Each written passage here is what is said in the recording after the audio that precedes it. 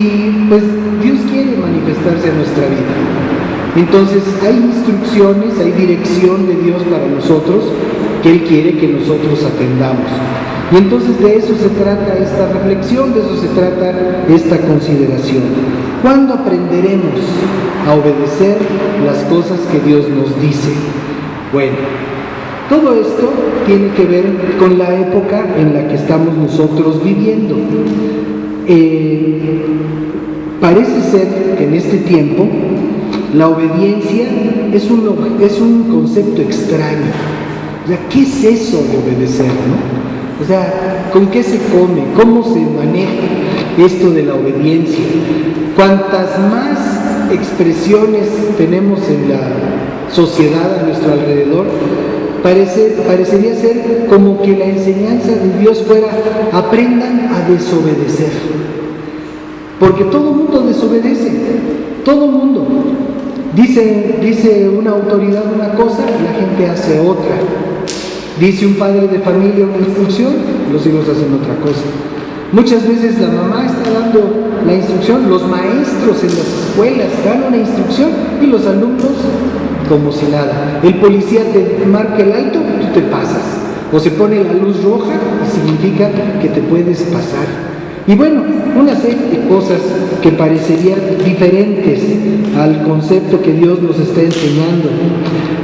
¿Qué es obedecer? No sé si todos sepamos la definición de obedecer. Alguien dice, bueno, la Real Academia Española, que es siempre nuestra referencia, dice que es cumplir la voluntad del que manda. Cumplir la voluntad del que manda. Pero la palabra nos enseña, en la carta a los Efesios, nos dice Dios que aprendamos que nos sometamos los unos a los otros en amor. ¿Qué quiere decir? Que de alguna manera todos tenemos cierta posibilidad de expresar nuestra voluntad y que otros la puedan cumplir según la función que cada uno estemos desempeñando. Entonces, cumplir la voluntad de otro, hacer la voluntad de otro, eso es obedecer. Por ejemplo, los niños de repente se quieren levantar, quieren correr, y uno como adulto les puede decir: date quietecito, pero el niño quiere correr, y entonces el hecho de enseñarlo a que pueda ser objetivo, a que pueda aprender a gobernar sobre ese impulso de salir corriendo por la instrucción, por la orden recibida, eso es una virtud que ahorita parece ser que se está perdiendo. Entonces nosotros podríamos aprender que hacer la voluntad de otra persona, eso es obedecer. Pero bueno, como les decía yo, ser desobediente parece ser una aspiración para muchas personas, y no solamente a nivel nacional, a nivel internacional, porque bueno, en todos lados se cuecen habas, como ya hemos visto en los periódicos. Hace unos días leía yo en el periódico que se establecieron nuevas sanciones, por ejemplo, multas en el reglamento de tránsito para los automovilistas con respecto de peatones y ciclistas. ¿Ya sabían ustedes? ¿Ya habían oído que hay nuevas normas? Bueno, esas normas, aunque a los automovilistas no nos agraden o no nos parezcan bien o nos sintamos incómodos porque no nos pidieron nuestra opinión para hacerlo, de todas maneras van a regir. Y entonces, si nosotros tenemos alguna actitud o hacemos alguna acción que lo amerite, pues nos van a tener que sancionar, desgraciadamente, ¿no? Y entonces, pues así se van sumando muchas veces las inconformidades, y con las inconformidades viene la desobediencia. Pero Dios quiere que nosotros seamos obedientes. Y bueno, ¿cómo podemos nosotros aprender o cómo podemos empezar a ser obedientes? Pues podemos asomarnos a lo que nos dice en Proverbios capítulo 23, en el párrafo 26, que es pues muy elocuente y seguramente lo hemos oído en alguna ocasión. Nos dice así el Señor: dame, hijo mío, tu corazón, dame tu corazón. ¿Y cómo es que nosotros le podemos dar nuestro corazón al Señor? Parece que los aztecas tenían un problema con eso. ¿Se acuerdan? porque le daban el corazón de otras gentes a sus dioses, pero no se trataba de eso. Se trataba de asumir una condición, una actitud de humildad delante de Dios.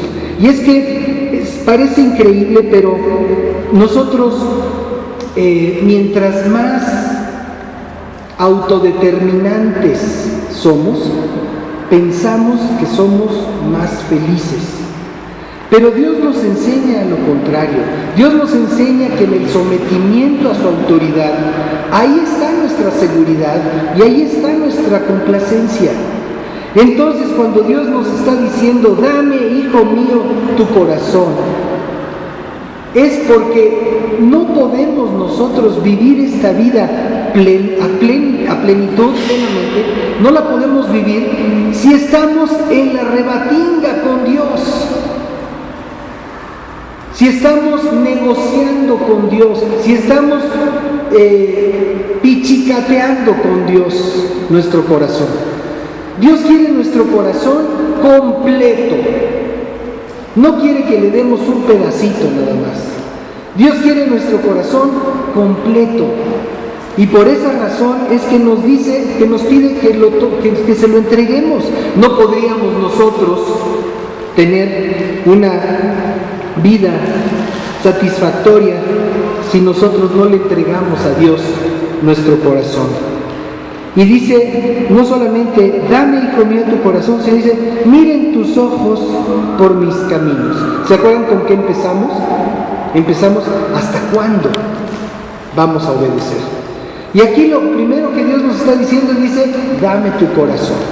Y unos podríamos decir, bueno, Señor, yo ya te di mi corazón, hace mucho tiempo te di mi corazón. De hecho, me acuerdo la anécdota de un hombre que platica, tiene ya serán como casi 50 años de casado, y entonces su mujer le pregunta constantemente, ¿me amas? ¿Me amas? ¿Me amas? Y aquel le dice, pues sí te amo, claro que te amo. Y dice, pero es que ¿por qué no me lo dices? Y dice, pues ya te lo dije, hace 50 años que nos casamos, te dije que te amo, y si cambio de opinión te aviso. Pero resulta que a la mujer le encanta que el esposo le esté diciendo que la ama. Y es una situación propia de su naturaleza. Pero nosotros podemos tener ese entendimiento de que así como hay personas a quienes les gusta escuchar que uno tiene ese compromiso, que uno tiene ese amor, ese anhelo de estar con nuestros seres queridos, pues también Dios quiere que estemos con Él. Dios quiere que vivamos en constante comunión con Él. Y entonces Dios nos dice, dame tu corazón. Pero ya te lo di, Señor, hace 20 años te lo di, pero ¿por qué entonces ayer hiciste tu voluntad en vez de la mía? ¿Por qué hace una semana que te dije que hicieras esto y esto otro, preferiste hacer lo tuyo? ¿Por qué es que cuando yo te doy mis indicaciones, tú no las obedeces? Entonces este dicho, dame, hijo mío, tu corazón, es vigente para todos los días. Porque hoy puedo estar en la plena certeza de que quiero hacer las cosas como Dios me indica. Y entonces hoy lo hago. Pero mañana cambian mis circunstancias y empiezo a actuar de una manera diferente, condicionado por el medio, por las circunstancias, por mis experiencias.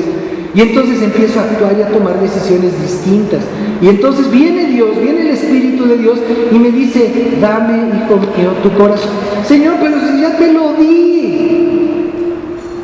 Me lo tienes que dar ahorita, hoy. Porque ¿sabes una cosa? Dios nos enseña, hoy es el día de salvación.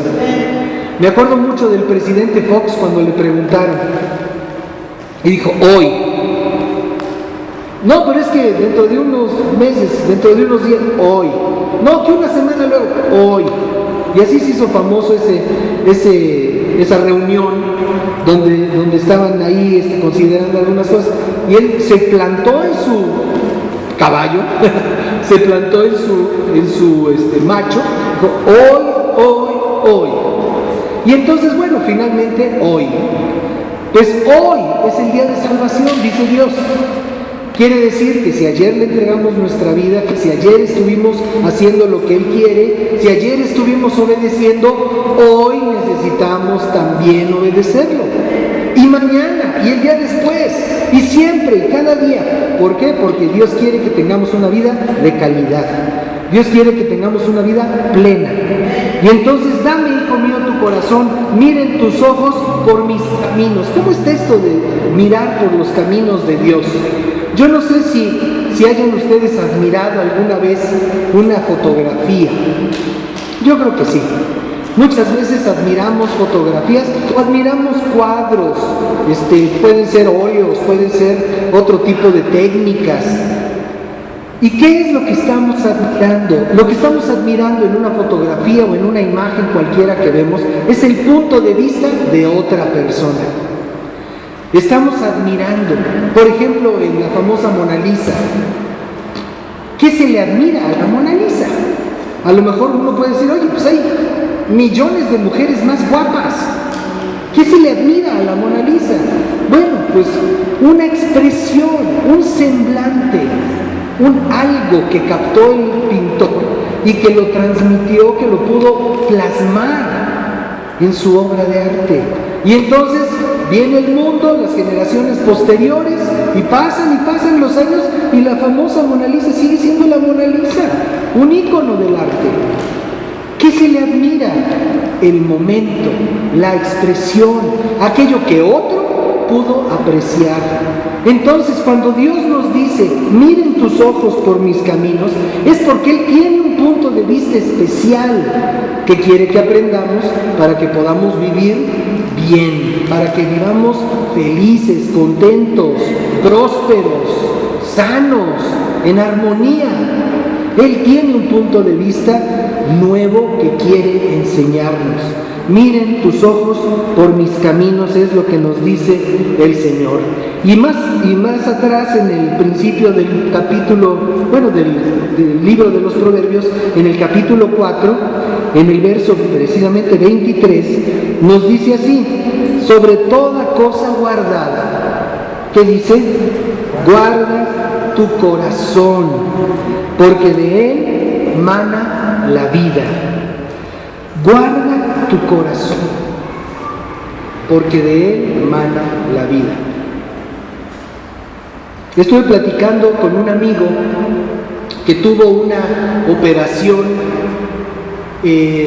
Estuvimos en una reunión recientemente, hará, ¿qué les diré? Un mes. Estuvimos en una reunión en casa de unos amigos, y durante la cena tuvimos oportunidad de platicar con ellos. Es un matrimonio más o menos de nuestra edad, de la nuestra, de Tere y mía, y yo vi que el hombre estaba un poquito disminuido, lo vi medio pálido, así medio serio, y entonces comentamos luego Tere y yo, y dijimos, oye, fíjate que vimos este cuate, ¿no lo viste raro? Y yo, sí, yo lo vi bastante raro, medio demacrado, a lo mejor está enfermo. Y entonces resulta que el lunes fue a ver al doctor, tenía cita con el cardiólogo al mediodía, y entonces va con el doctor y le hacen su examen, porque el hombre se siente mal, y entonces le dicen, oiga, ¿qué cree? Que tiene 3 arterias tapadas, al casi 80%. Entonces, dice, cualquier malestar que tenga usted en estos días, no se espere. Hable y véngase al hospital a urgencias. Pues esa noche el hombre estuvo muy inquieto, pidió unas almohadas para poder respirar, decía que no podía respirar. Y entonces creo que fueron 6 de la mañana, salieron corriendo al hospital, llegaron, y lo reciben en urgencias conforme la instrucción del médico, y empiezan su intervención. Y a la hora que están operando le pidieron que estuviera consciente. Es algo extraño dentro de todo la costumbre clínica, habitualmente te duermen y te hacen cantidad de cosas, y en este caso a él le pidieron que permaneciera consciente y solamente le suministraron anestesias locales. Entonces él estaba consciente cuando empezaron a hacerle todo el circo que le hicieron. Le empezaron a abrir sus arterias, en fin, todo a través de cámaras que metieron a través de la ingle, llegaron a la zona dañada y empezaron a ver cómo estaba todo ese problema cardíaco. De repente le dicen a la esposa: esto está más difícil de lo que parecía.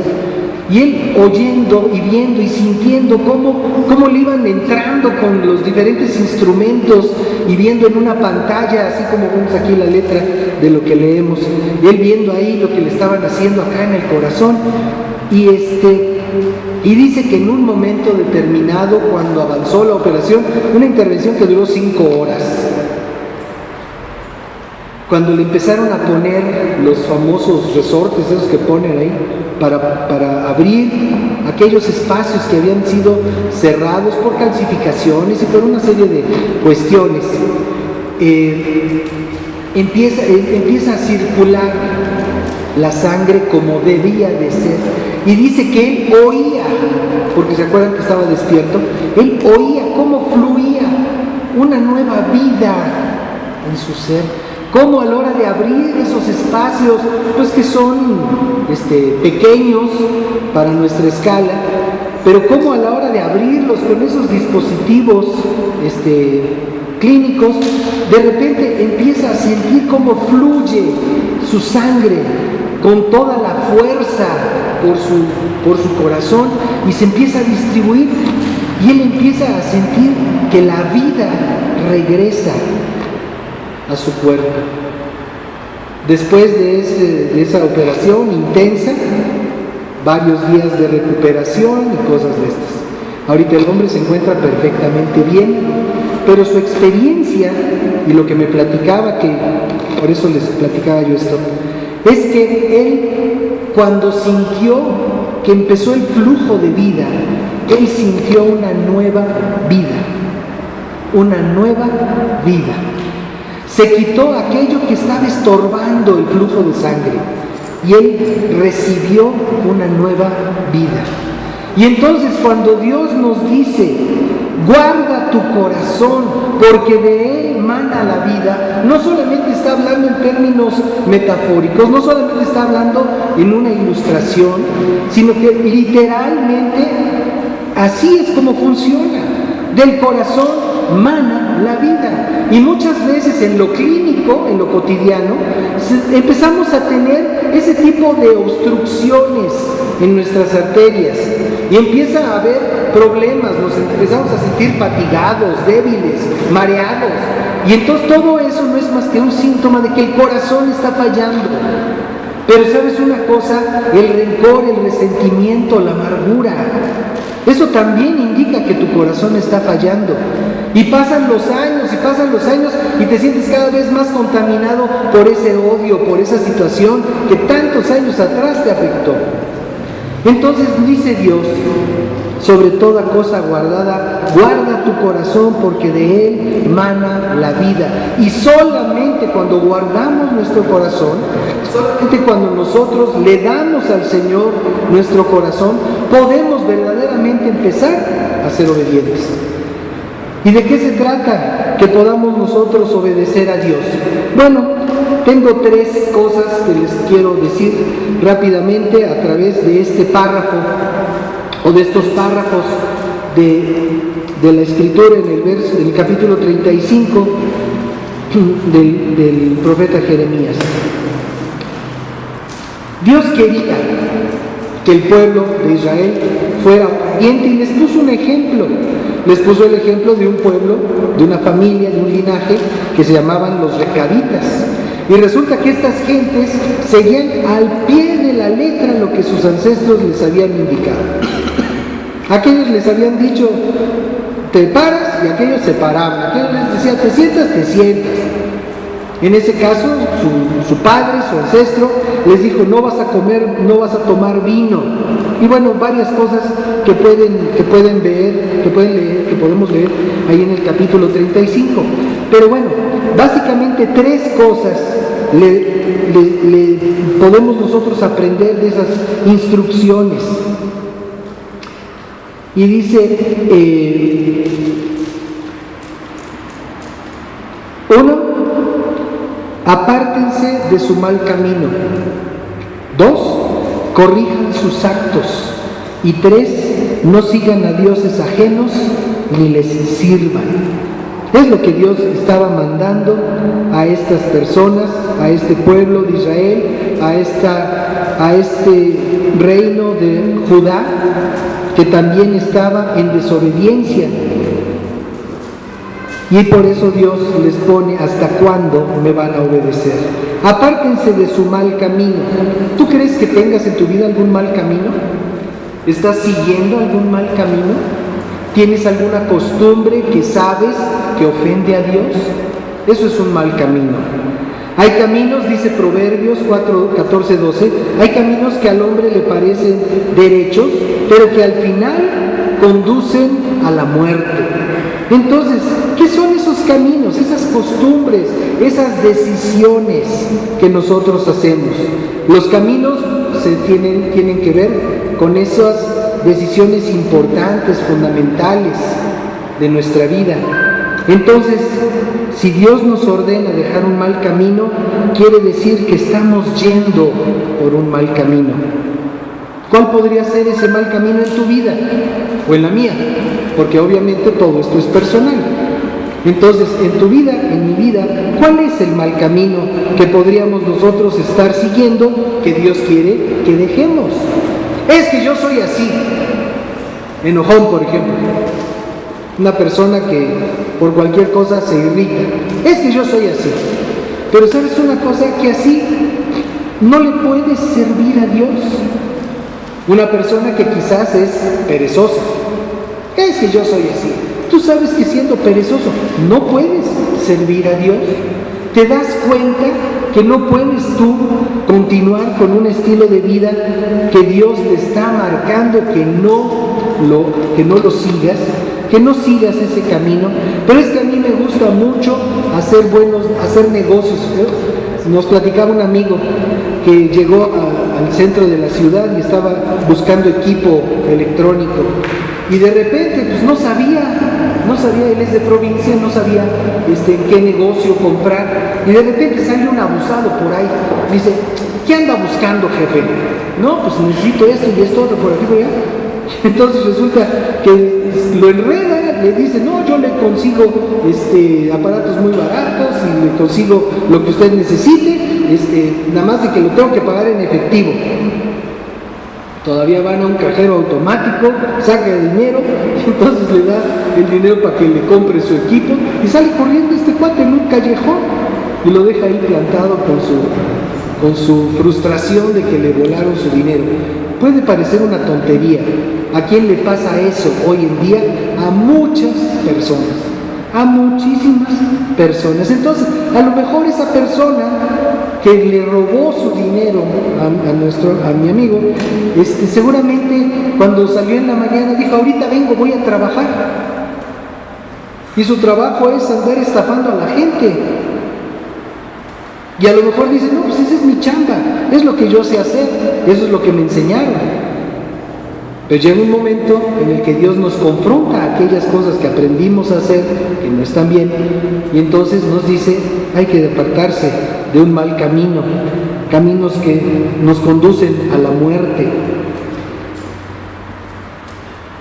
También el Señor nos dice que debemos de corregir nuestros actos.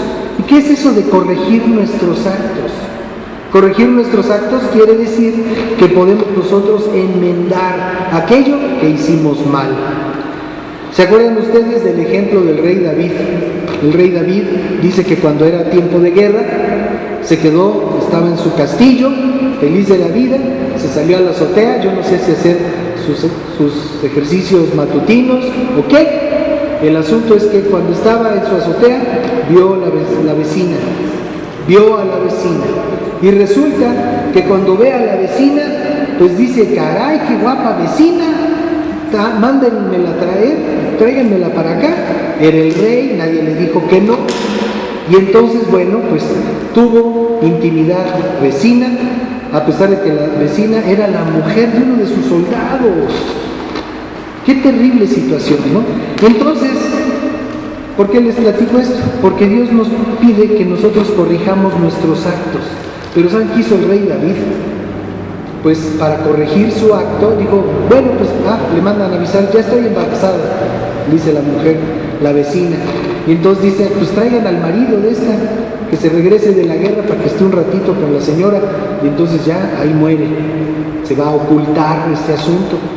Pero resulta que no se ocultó, porque aquel varón no quiso pernoctar en su casa. Y dijo, ¿cómo voy a estar con mi mujer si mis hermanos están luchando al frente de batalla? No puedo hacer eso. Después todavía lo invita a David a merendar, le da lo emborracha, ándale, ve con tu mujer. Pues todavía el hombre no quiso. ¿Qué solución le dio el rey David a todo esto? Simplemente dijo, mándenmelo al frente de la batalla, y cuando esté la batalla lo más fuerte, ahí me lo dejan, para que se muera. Y entonces lo mandó a matar.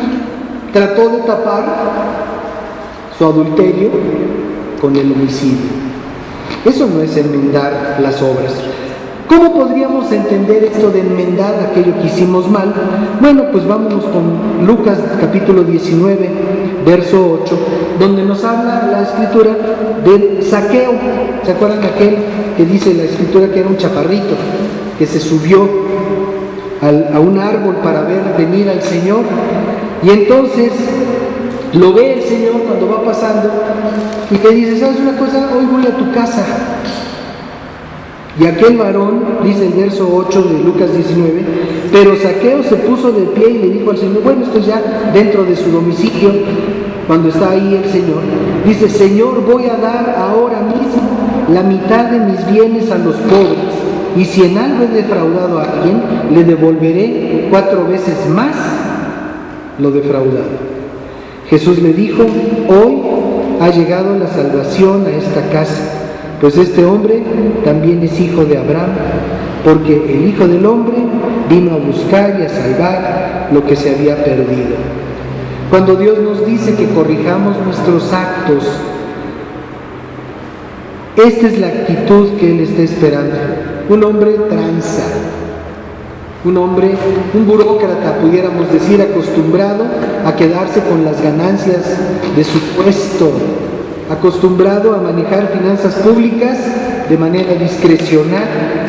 Y entonces dice, si he defraudado a alguien, le voy a dar el doble. Eso es enmendar el asunto, no mandar matar al esposo de la vecina. Hay una gran diferencia de cómo resolvemos esas cosas.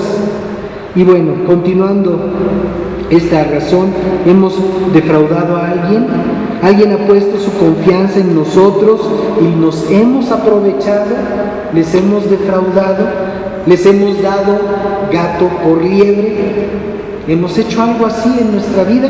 Es tiempo de restitución, porque Dios quiere que le demos nuestro corazón, porque Dios quiere que miremos por sus caminos y que vivamos en rectitud. A lo mejor, imagínense ustedes, había alguien por ahí que nos platicó que un joven le pidió dinero a sus padres porque se iba a casar. No tenía las finanzas necesarias para su boda, entonces les pidió prestado a sus papás. Y resulta que pasaron varios años y los papás no le podían cobrar, porque simplemente aquel hombre no les pagaba. Y se empezó a crear una división, una separación fuerte entre los padres y aquel hijo. Finalmente el hijo ya se casó y aquellos padres siguen con esa herida en su corazón, con ese disgusto de que el hombre pues ya empezó su vida, matrimonio, y jamás les cumplió el pagarles aquel préstamo. Y por esa razón hay una desunión familiar, hay un rompimiento familiar. Entonces, Dios no quiere que sucedan estas cosas entre nosotros. Dios quiere que tengamos libertad, quiere que tengamos una vida plena. Entonces, cuando hay una situación así, nosotros podemos considerar lo que Dios nos está diciendo. Dios quiere que hagamos restitución de aquello que hayamos hecho en contra de los demás. Y por último, no seguir a dioses ajenos, ni servirles. Y bueno, pues hace un rato en la clase estábamos hablando un poco de esto, desde el principio del ocultismo. Es fácil decir, ya no sigo las tradiciones, ya no adoro imágenes, ya no tengo esas devociones, ya no salgo de niño Dios. Pero ¿qué tal seguimos las figuras famosas? ¿Qué tal seguimos las costumbres de este mundo, los grupos musicales, los actores, las actrices, toda esa farándula que muchas veces marca nuestra conducta o marca nuestras ilusiones, ser como fulano, como perengana?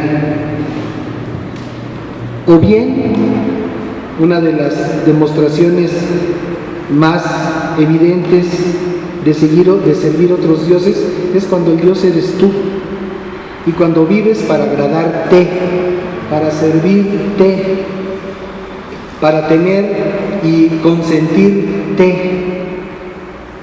Y ese es el motivo de nuestra vida: vivir para lo que me gusta, vivir para lo que quiero, vivir para lo que se me antoje. Esa es una forma de idolatría, y Dios no quiere que vivamos de esa manera. Dios quiere que le entreguemos nuestro corazón, porque Él sabe que cuando lo hacemos podemos tener una vida plena.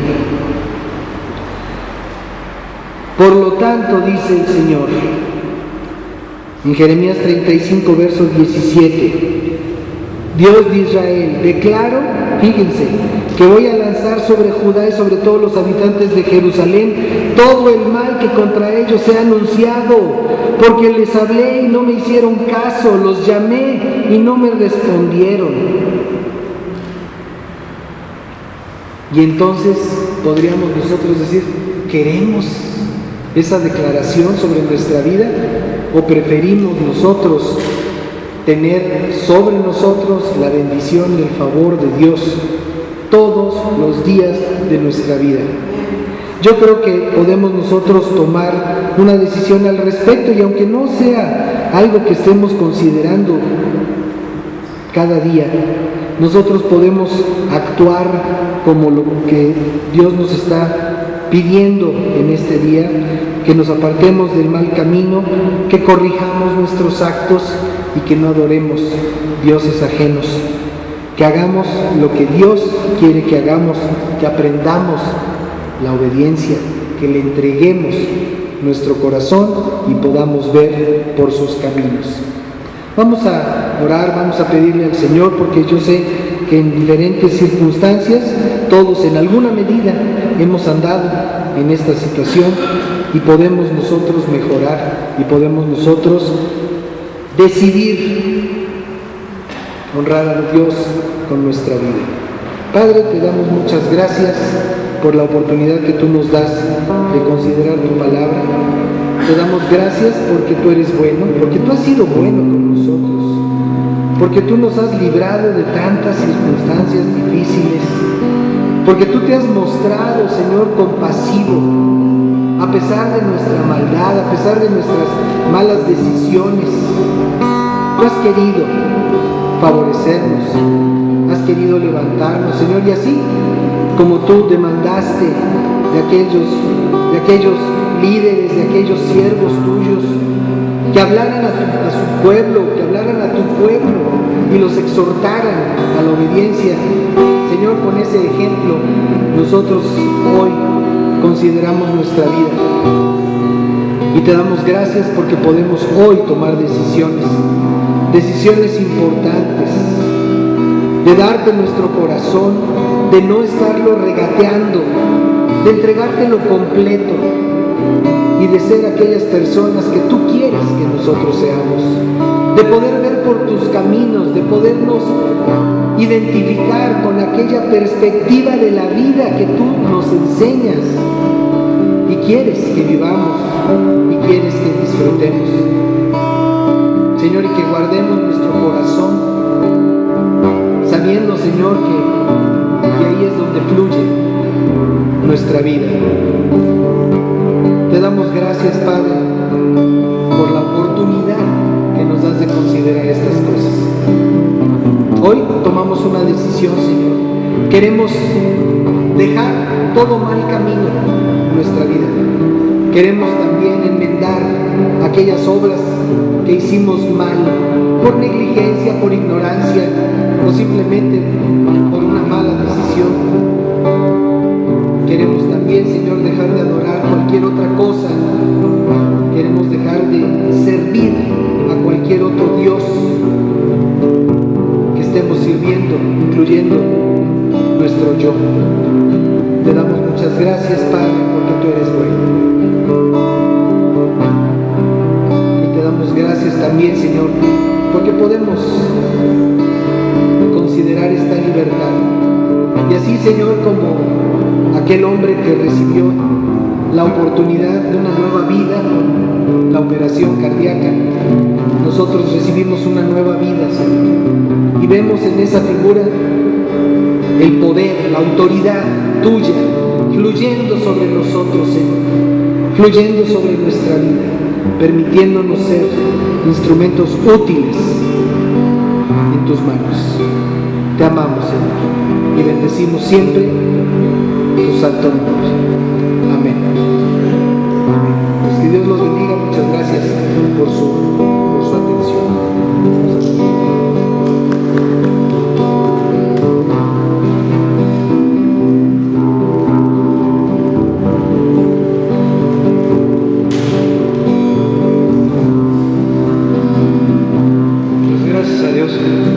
Ahorita me estaba acordando porque yo creo que hay cosas que con Dios nos cuestan más, que son fáciles de hacer.